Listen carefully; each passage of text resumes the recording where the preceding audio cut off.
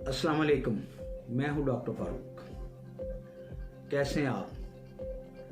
अल्लाह पाक आपको अपने हिफ्ज़-ओ-अमान में रखे। मैंने एज साइकोलॉजिस्ट अक्सर लोगों को मायूसी और परेशानी के आलम में एक ही बात करते देखा है कि हमें ये मिल जाए, हमें वो मिल जाए, हमें ये चीज़ हासिल हो जाए, हमें वो हो जाए, अल्लाह ने हमें दिया कुछ नहीं, हम इन मामलात से दो चार हैं। तो मैंने बगौर जायज़ा लिया तो पता चला कि हम अल्लाह से गिला करते तो दिखाई देते हैं और परेशानियों का शिकार हो जाते हैं, मगर कभी ये नहीं सोचा कि अल्लाह रब्बुल इज़्ज़त ने हमें किस किस नेमत से नवाजा है। क्या हमने कभी उन नेमतों का तज़किरा किया? क्या कभी हमने उनका शुक्र अदा किया?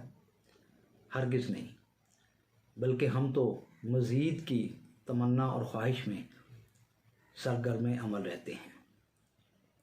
इस ज़िमन में एक वाक़या मैं बयान करने जा रहा हूँ कि हज़रत मूसा अलैहिस्सलाम कोहे तूर पे अल्लाह रब्बुल इज़्ज़त से हम कलाम होने जा रहे थे कि रास्ते में एक शख्स मिला जो बहुत अमीर था, जिसको अल्लाह पाक ने बहुत सी नेमतों से नवाजा हुआ था।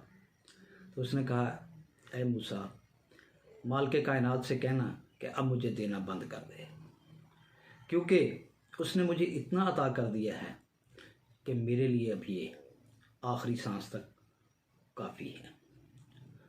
और फिर इसी तरह एक और शख्स हज़रत मूसा को मिला जिसके तन पे चीथड़े थे और वो बदहाली में मुब्तला था।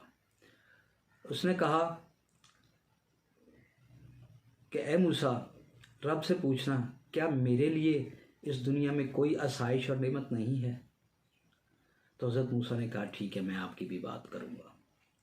तो हज़रत मूसा ने अल्लाह रब्बुल इज़्ज़त से दोनों का जिक्र किया।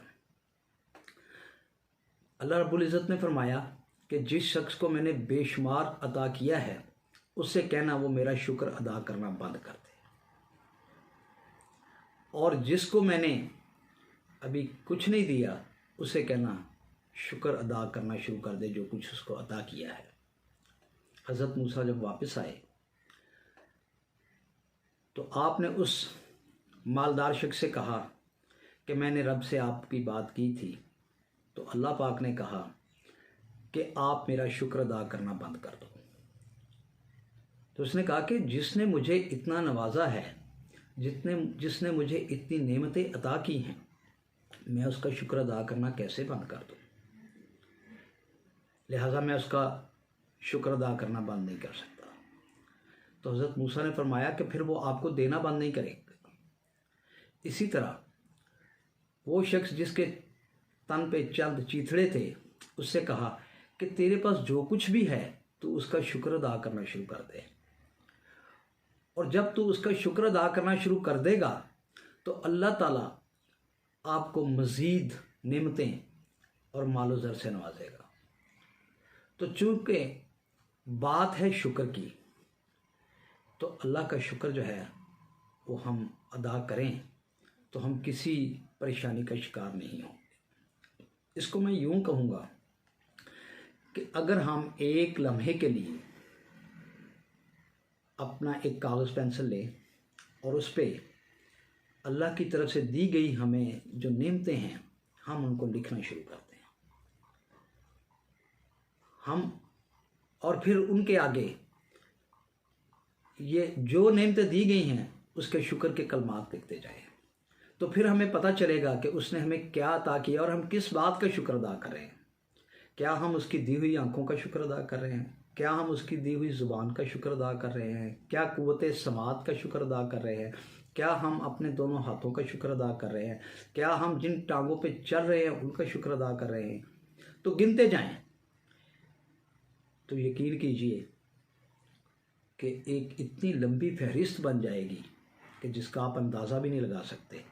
और फिर अपने तय गौर कीजिए कि आपने इन सब नेमतों में से किसी एक का भी शुक्र अदा किया है। अगर शुक्र अदा नहीं किया तो फिर आप यकीनन परेशानी, टेंशन, एंग्जाइटी जैसे अमराज में मुब्तला होंगे। और अगर आप रब का शुक्र अदा करना शुरू कर दो और उसकी जिस हाल में उसने आपको रखा है उस पर राज़ी रहना और उसका शुक्रमंद रहना शुरू कर दें, तो इंशाअल्लाह आपको ये परेशानियाँ, ये दीगर जो टेंशनें हैं, जो आपकी एंग्जाइटीज़ हैं या आपके नफ्सियाती मामलात हैं, वो भी अक्सर ख़त्म हो जाएंगे। लेकिन शर्त ये है कि आप ईमानदाराना तरीके से अपनी ज़ात का तज़किया करते हुए, अपने मामलात पर गौर करते हुए और रब की दी हुई नेमतों का शुमार करते हुए शुक्र करना शुरू कर दें।